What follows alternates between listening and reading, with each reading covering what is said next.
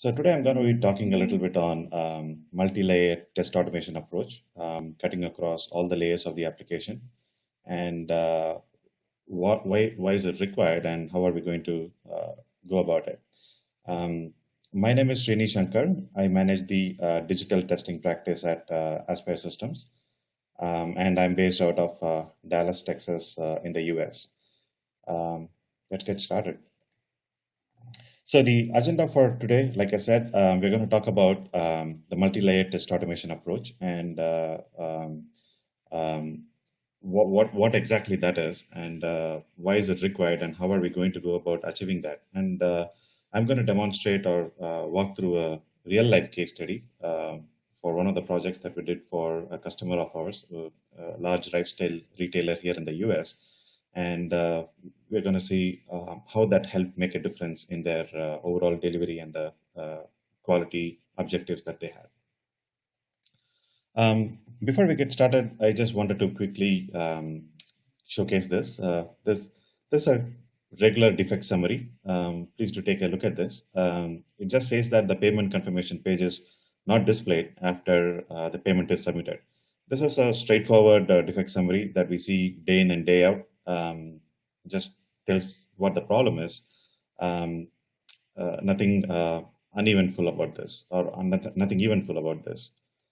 But when you compare this with what a multi-layered test automation approach could produce as a defect summary or a defect description, you would be able to note the difference here. The one on the left is the one that we saw in the previous slide. Payment confirmation page is not displayed after the payment is submitted. But when you have a multi-layered automation approach, your defect summary or your defect description, it's going to look like this. The third-party payments API is taking more than 3 minutes time to respond. And that is causing a timeout, which is in turn resulting that payment is not going through and the payment confirmation page is not displayed. If you look at this, there are multiple layers of the application that are being investigated and are reported here. The first part here is that the API is being tested as well, not just the UI. And the responsiveness of the API is tested as well, which is the performance of the that API in scope. And we noticed that it's the responsiveness of that API that's causing this issue, which is why the payments are not going through. When you have this kind of a defect description, then that's going to help your developers to dig right into the issue without doing much of a taking much time to do research on where the problem is going to be. And this does cut down your overall turnaround time for getting your defect fixes. And this is exactly the kind of benefit a multi-layered testing approach could bring into the table. Now, let's take a look at what this means from a concept perspective. So we call this as hyper testing at Aspire. This is a term that we coined in-house. So as a hyper test, as you're talking about hyper testing, it's a unified approach to looking at quality, right? If you're a if your application is a consumer web application or a consumer mobile app, and it's open in the internet, it doesn't matter what kind of an issue the application has, be it a functional issue or a application performance or responsiveness or a security vulnerability. Your end users are not going to be bothered by what kind of issue it is. All they care about is that if it is working fine or not, and if there are issues, they're going to tweet about it and spread the news in the social media. So we wanted to have an approach that replicates the user behavior or the user perspective, and we wanted to look at quality as a whole, not as a functional quality or a non-functional quality. So in order to look at quality as a whole, your testing approach needs to be an integrated approach as well. That test all layers of the application, the UI, the APIs, and then some of the non-functional aspects of the application as well, like the performance of the application, of the security vulnerabilities that are there in the application. So all these has to be tested as part of a single strategy. And to enable this, we need to take the help of the technology to come up with an automation solution that could take care of all these from a single automation framework or a single set of functions or methods. And that's what this hyper testing is all about. It's the perspective to look at quality as a whole and not piecemeal as functional or non-functional. And let me quickly talk about where in real case, in a real world scenario, this applied as a use case and how this was implemented, what are the different components of the framework that was built for this particular company, and how it helped at the end of the day. So they were a large American departmental store, and they were undertaking a journey of digital transformation. And they had four key objectives. First one, they wanted to release features faster to market. Um, Before this initiative started, their release cycle was staggered to quarterly releases, but then they had emergency monthly releases as well. But that was not going to cut out when making a digital transformation initiative, and they wanted to reduce it to a bi-monthly release with a 2 week sprint. So for that to happen, there's a lot that needs to be pushed from a process perspective for the testing team as well as the development team. I'll talk a little bit on that in the upcoming slides. And the second objective was to reduce the defect leakage as much as possible. Because previously the defect leakage across all their other projects was about 14 to 20%, somewhere within that range. And they had a mandate to reduce it or bring it down to under 3%. And the third objective was to provide a seamless user experience across different browsers and mobile devices. Being a consumer web portal, the e-commerce platform had to uh, provide a fantastic user experience or consistent user experience across all the browsers and devices through which the end users are going to access the application. And then the fourth point was the application performance or responsiveness. So they wanted to have the standard industry, best practices in terms of having very low response time, or I should say, very high response time for their application performance, so that uh, uh, users don't get to see page load delays and all that stuff. So these are the four main objectives that the organization set for us. And when we went in and did a bit of analysis, we also found that there were a couple of impediments in achieving these specific goals. One of that was when we had to do the testing number to over 3,000 cases. Well, the total number of test cases that were there in the system was about 500. But when you have to pick and choose the test cases that need to be executed cross browser across more than 10 browsers and device combinations, then the number ballooned to over 3,000 test cases. And so, which means that for every 2 weeks, 3,000 test cases had to be run, which is not a simple enough task. And at that point in time, they did not have any automation in place as well. And it took about 20 business days for every release to complete one cycle of testing with multiple people. So the total number of days that the testing happened was more than 45, and it was close to about 60 days. That had to be drastically cut down to make sure that the whole testing was completed within the 2 week sprint. And they had multiple different APIs that were integrating to the system, like the payment platform, and then there was a cataloging service and a couple of other services that were integrating to this new system. And of course, there were no performance tests or security assessments that were done in detail before. So these were some of the impediments when we began this digital transformation journey. And to offset these impediments, we had to look at an innovative approach where the whole strategy, um, or like I said, the whole perspective has to be quality as a whole, not just functional and non-functional. And towards this, we were pretty clear that it has to be a process level change. And to support that process level change, we had to take the help of technology.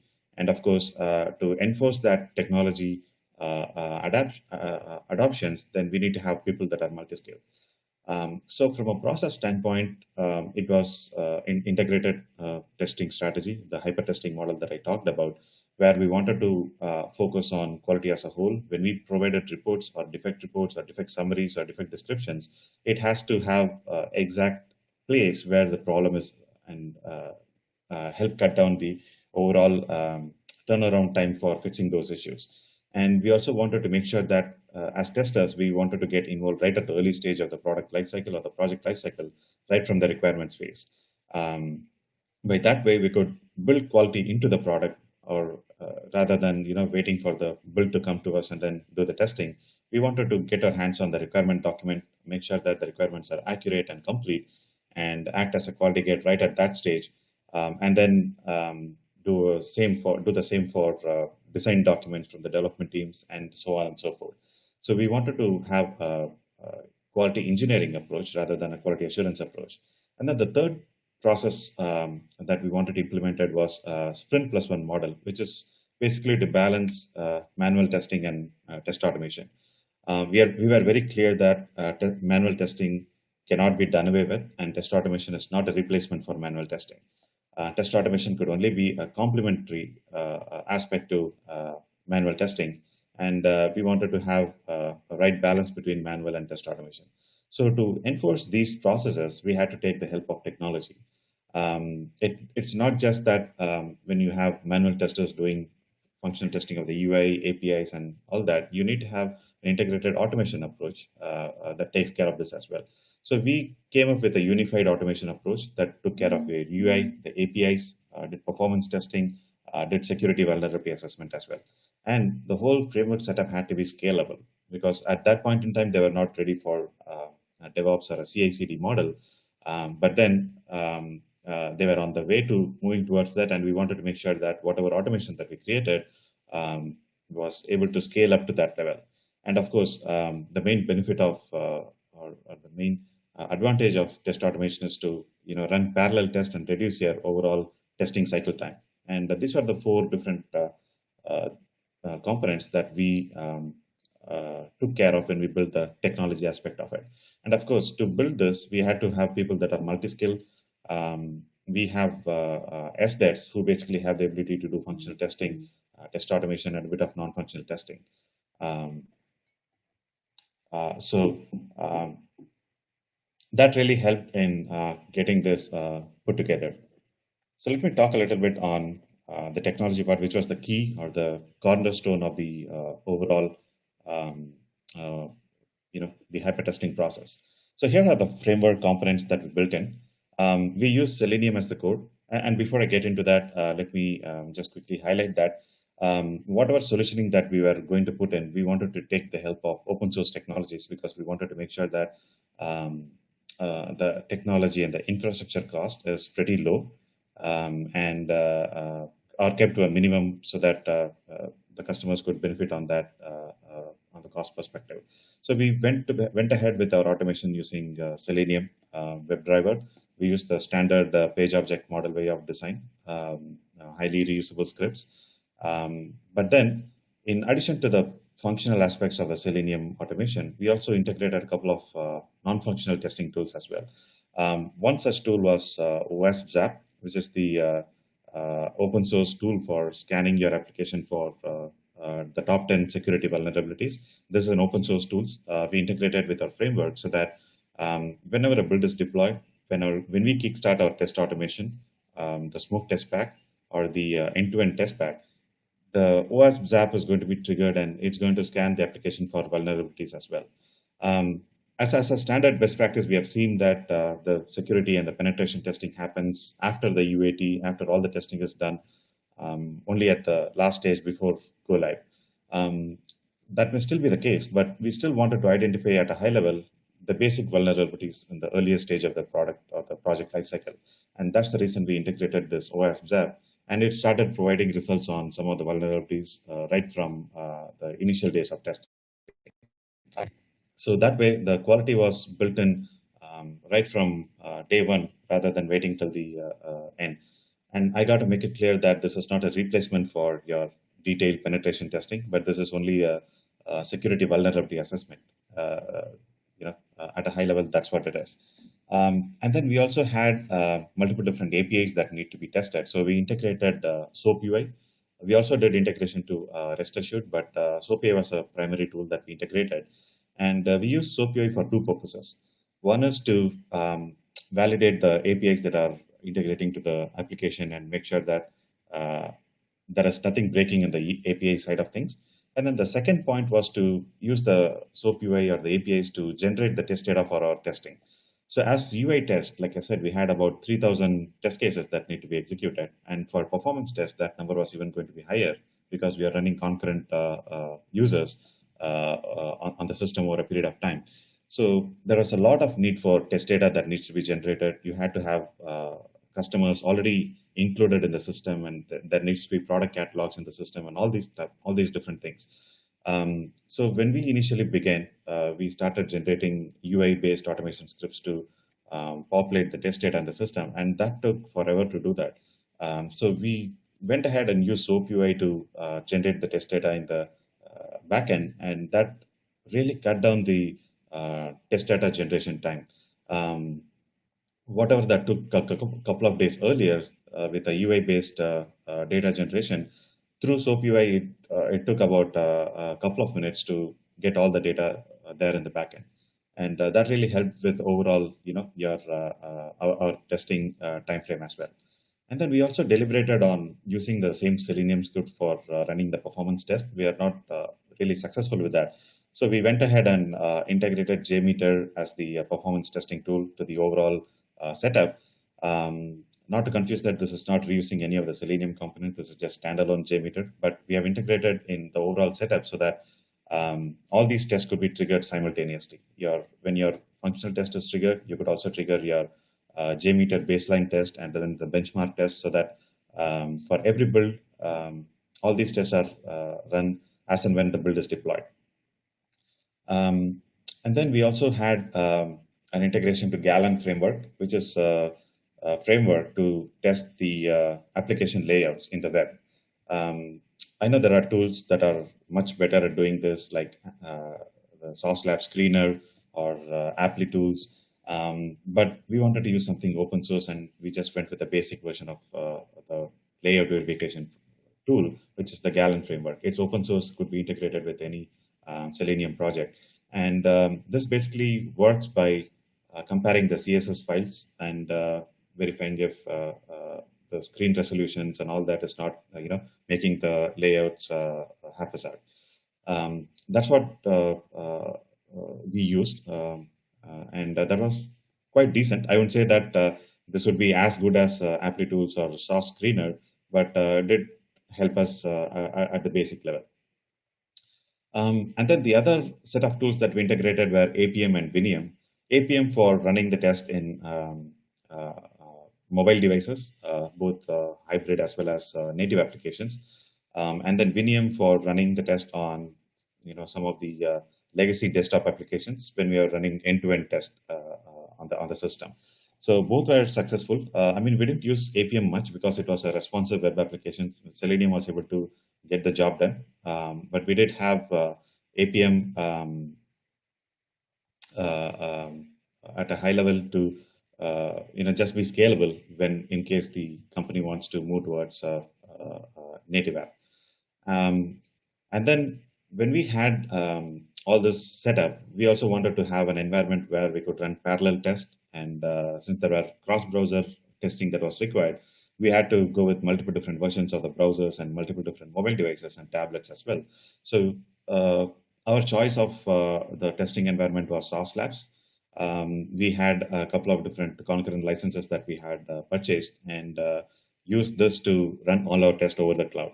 And the overall setup also integrated with Jenkins, which was the CI/CD tool for that particular organization. And we made sure that all the test scripts and the framework was all integrated to Jenkins. So this at a high level were the framework components that we built in to do integrated or the wholesome testing strategy that covered across multiple different layers of the application product. If you look at this, except for pretty much Sauce Labs, pretty much everything is open source. We did not pay for any of these tools, and that includes SOAP UI as well. We had SOAP UI, the base version for running the test, and we used Rest Assured to some extent as well. So here's a quick diagram on the test automation framework, how all these different tools were integrated together. So we had the core of the system, which is the Selenium core, and we isolated the test data separately so that if there is any need to change the data or update the data, you don't have to go and update any of your automation scripts. You could just update your test data, while your automation code could reside in a version controlled environment. And we had a separate configuration files for running the test in different environments and using the different environment variables.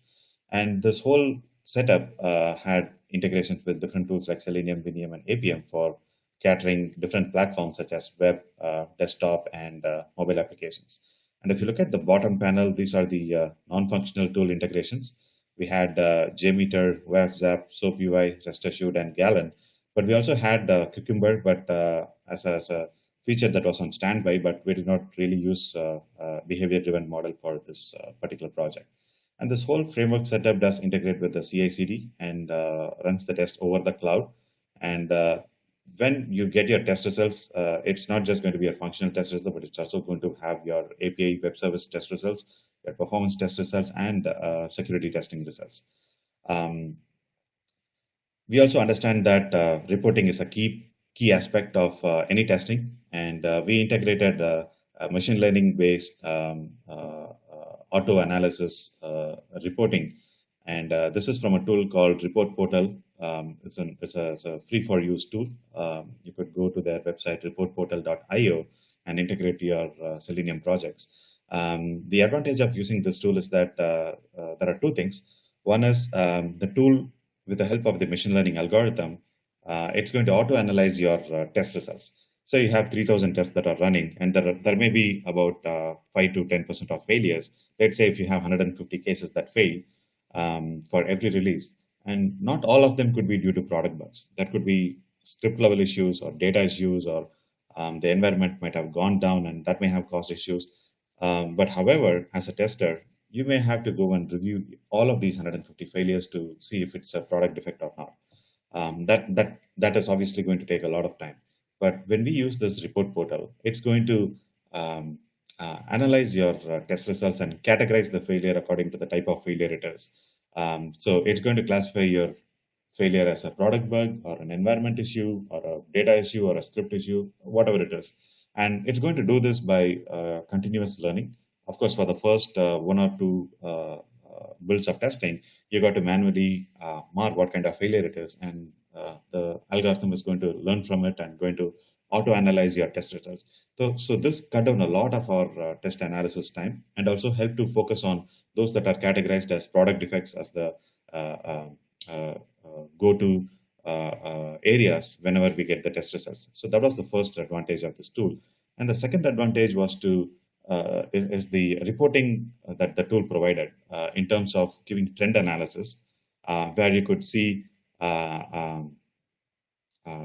trend on what are the flaky tests, the tests that are passing and failing between different builds, and the tests that are continuously failing, and what are the requirements that are vulnerable to failure. So you get to take much more actionable. You get much more actionable metrics to take effective decisions, not just total number of passed, total failed, and the regular metrics, but you also get a trend analysis to see what test cases are continuously failing, which ones are flaky, and all those different stuff. So that really helped with the decision making with this tool. All right. So that's on the technology side of things. And on the process perspective, like I said, we had to find a right balance between manual testing and test automation. And we had to go with an approach called the sprint plus one approach. And in this approach, for any particular sprint, we wanted to make sure that all new features that are being rolled out are tested manually at least once.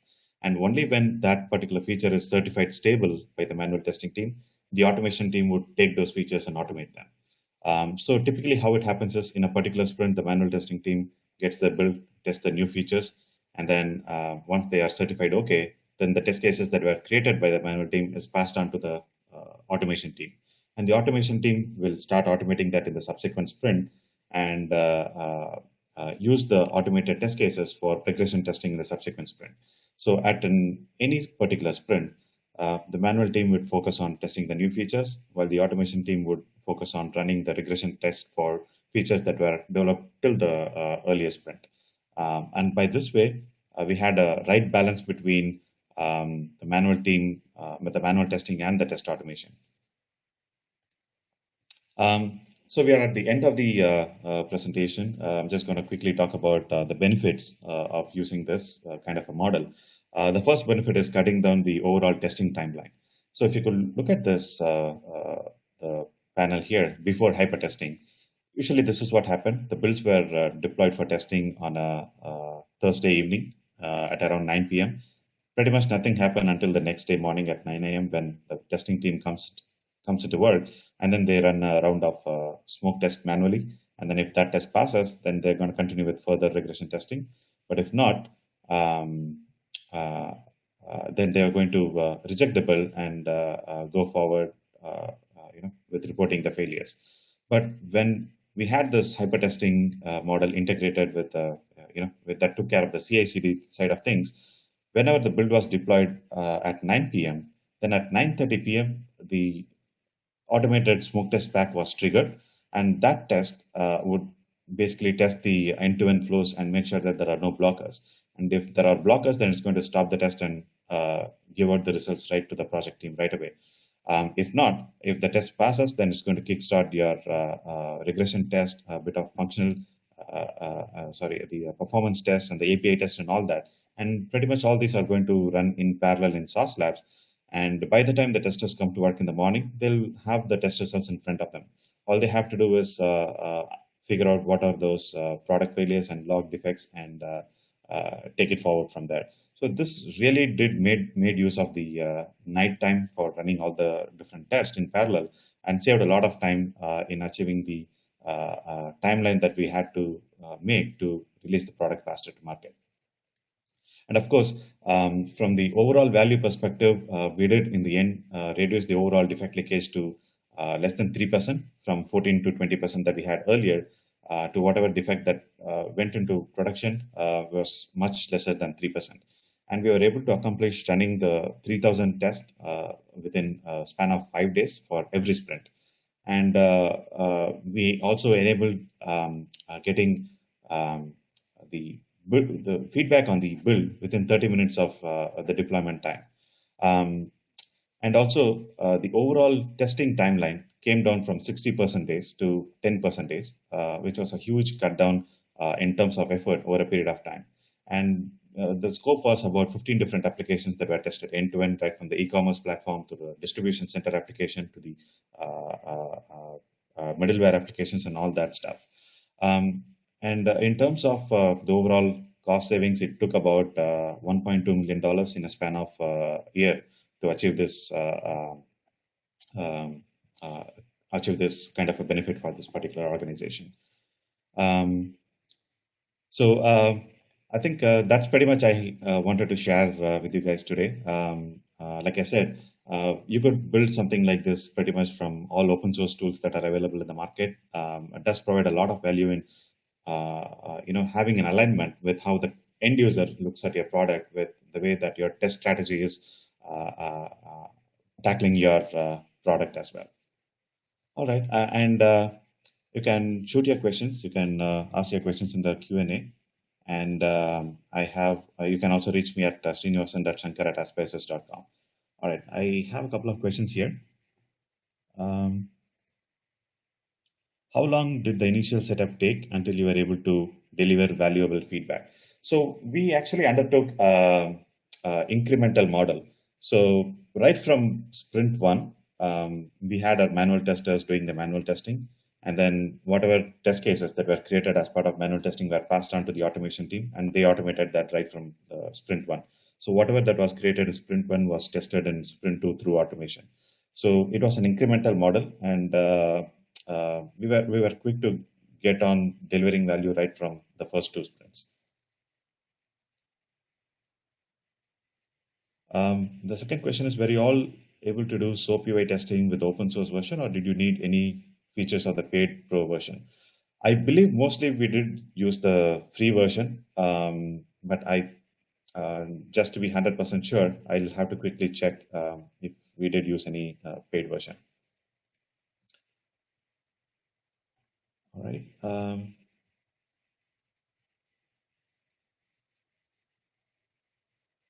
Okay. All right. I think I have one more question. How precisely you connect API test results with UI test? Payment page wasn't visible because of 3 minutes long request. Yeah. So let me make this clear. Um, the testers who actually had to review the API results and the UI results and find the correlation there. Right now, we don't have that feature to automatically analyze and tie different things together. But we do have our test cases for both UI and the API test with tags. So with that particular tag for that feature, whenever all these tests are run, the testers look at the UI tests and then look at the API test together and then correlate them to make sure that they have everything in place to point out exactly where the problem is. So it's not an automated process. The test results are manually reviewed by the testers, the UI and the API part.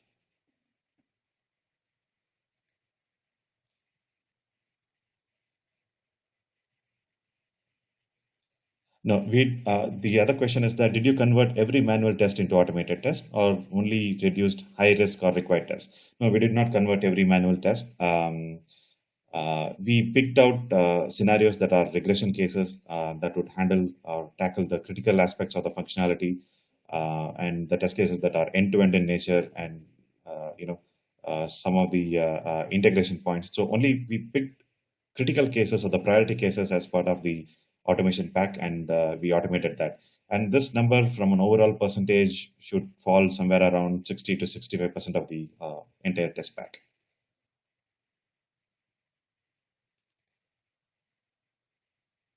Uh, and another question is, which improvements are you planning for future?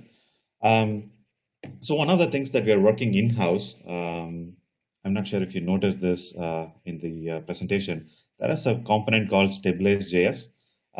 This is a beta version that we are using. So what this basically does is it's going to analyze your object identifiers or locators in your test and make sure that even when those properties of those object changes in the application, your test script would still be able to identify those changes and still run a successful test. Typically, we have seen that when a new build is deployed, the object properties change, but the object still remains in the system. But some of the properties change, like the name changes or some of the other attributes. So we are working on this Stabilize.js, which is a platform to automatically analyze your object locators and compare it with the application and make sure that your script could still run. That is one thing. And we are also in the process of integrating Sauce Lab Screener for the layout testing. So those are the two things that we are planning for the future. I don't have any other questions. If you have few further questions, I'll create a channel in the Slack with the same topic, multi-layer test automation, and feel free to ask your questions there. I'd be glad to answer. And I hope this session was useful to everyone. Thank you so much for taking time to attend this. I really appreciate it. Stay safe, everyone.